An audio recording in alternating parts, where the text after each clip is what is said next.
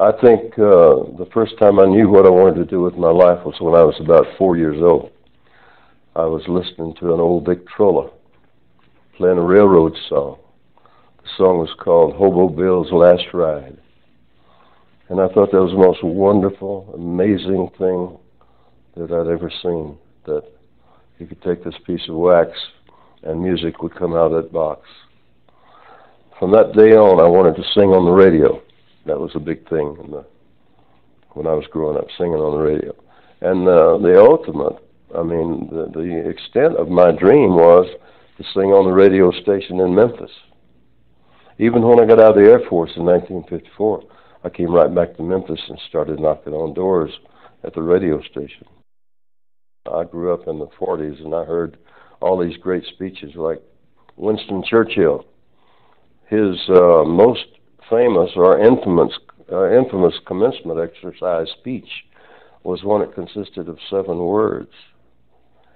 He stood before this graduating class and said, "Never, never, never, never, never give up." And then somebody else said, "Every day in every way I'm getting better and better." I didn't especially believe that about myself, but I said it every day, and I made myself believe it, and it worked. But I persevered. I never gave up my dream to, quote, sing on the radio. And that dream came true in 1955. There was a label called Sun Records in Memphis that was pretty hot with Elvis Presley and 2 or 3 locally well-known country acts and some black blues and gospel singers. And when I got out of the Air Force, I went and knocked on that door and was turned away. I called back for an interview 3 or 4 times, was turned away. So one morning, I found out what time the man went to work. I went down with my guitar and sat on his steps until he got there. And when he got there, I introduced myself, and he said, "You're the one that's been calling." I said, "Yeah." You know, I had to take the chance. He was either going to let me come in or he was going to run me off, turn me down again. But evidently, he woke up on the right side of bed that morning. He said, "Come on in, let's listen." So he did. He said, "Come back tomorrow and bring some musicians." So I went down to a garage where I worked, where my brother Roy worked, and met and was introduced to 2 musicians down there. Brought them back to the studio, and the next day was our first session. We recorded and released the songs that we recorded the second day. I read a book when I was when I was about 12 years old about an Indian named Lone Bull. Lone Bull had tried to go out and kill a buffalo. He slipped out of the village against his father's wishes and went out. It was going to be a hero and kill a buffalo and bring it back to the village so his family and the other people could have meat. The elders of the village knew about the buffalo herd out there. They knew it was there, and they were making plans to cut into the herd and cut off some buffalo and kill them and have meat for the whole winter and into the next spring.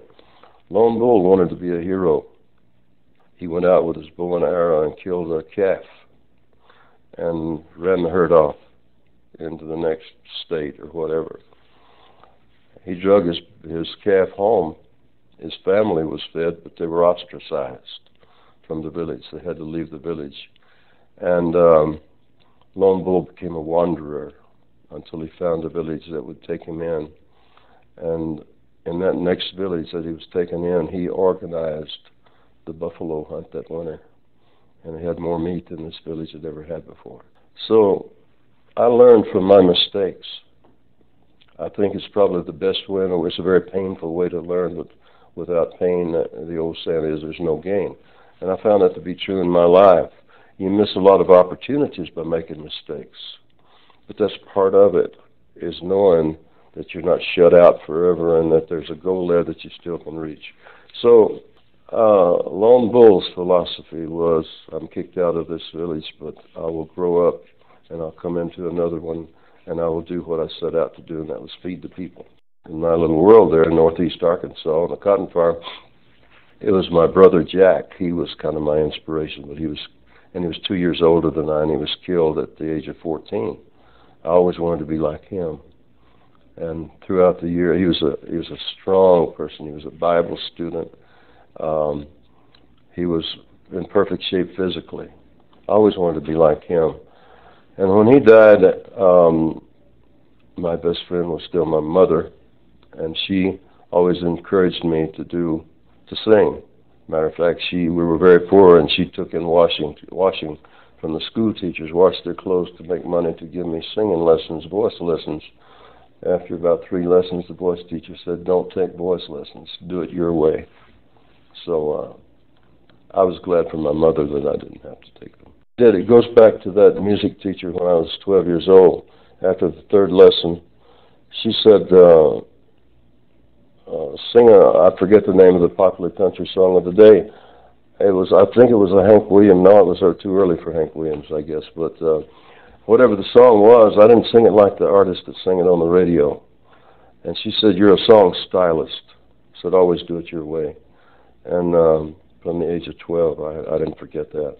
But that was the way I had to do it, because it was the way it was with me. I had to do it my way. I couldn't reach those notes singing those great songs like a lot of those singers could, but I could do it my way, and the way it felt good to me. And that's what music is all about, emotion.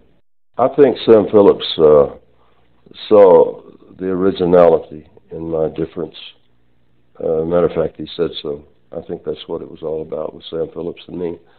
That's why he said, "Bring some musicians tomorrow and let's record," after he heard me the first day. He heard something that was different, not necessarily something that was good or exceptional or even good, but different. And he'd had a lot of success recording people that sounded different. If you can hold your listener, hold their attention, and sure you know what you're doing, and know that you're communicating. Performance is communicating. You got to communicate. If you got a song you're singing from your gut, you want that audience to feel it in their gut. And you got to make them think that you're one of them sitting out there with them too. They got to be able to relate to what you're doing. I start a lot more songs than I finish, because I realize when I get into them, they're no good.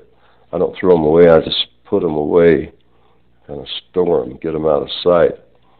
But I'll get an idea for a song that will gel in my mind for weeks or months, and then one day, just like that, I'll write it. Songwriting is a very strange thing, so far as I'm concerned. It's not something that I can say, next Tuesday morning I'm going to sit down and write songs. I can't do that. No way. If I say I'm going to the country and take a walk in the woods next Tuesday, then the probability is next Tuesday night I might can write a song. Creative people have to be fed from the divine source. I do. I have to get fed. I have to get filled up in order to pour out. Really have to. I graduated from high school in 1950 in a little town in Arkansas. Actually, it was the biggest, what they call, cooperative school in the state. There were, for a small country town, there were 1,100 students in the school. And I graduated as the vice president of my class. I wasn't all that high scholastically, because I was writing a lot of poems and stories and songs at the time that I should have been studying more. The school was really important for me, and I was so disappointed in myself that I didn't make really good grades in math. On all the other subjects I did very well, but school was really important to me. My parents, my mother and father, I think they had an 8th grade education, which was adequate for what they did with their lives then. But they wanted me, and they drilled in me, I had to graduate from high school. College was another hope that was almost unattainable for a cotton farm boy. There was no money for college, so I joined the Air Force. Korean War was breaking out, and I joined the Air Force. The big thing about the music in my life, we shared it. We have a sharing marriage, and we share the road, we share the bedroom, we share the backstage, on stage, we share the music, the feeling and the emotion and the joy of it, and the pain and the sadness of it. We share the love of our children.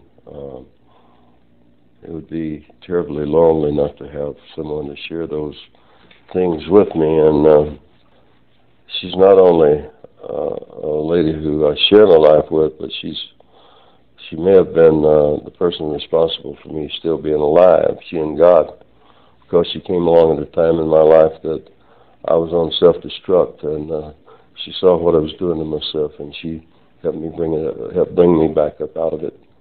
And we fought and worked hard to keep our feet on the ground since then, but like I say, today's a good day. What are some of the things that your father did to make a living while you were a boy?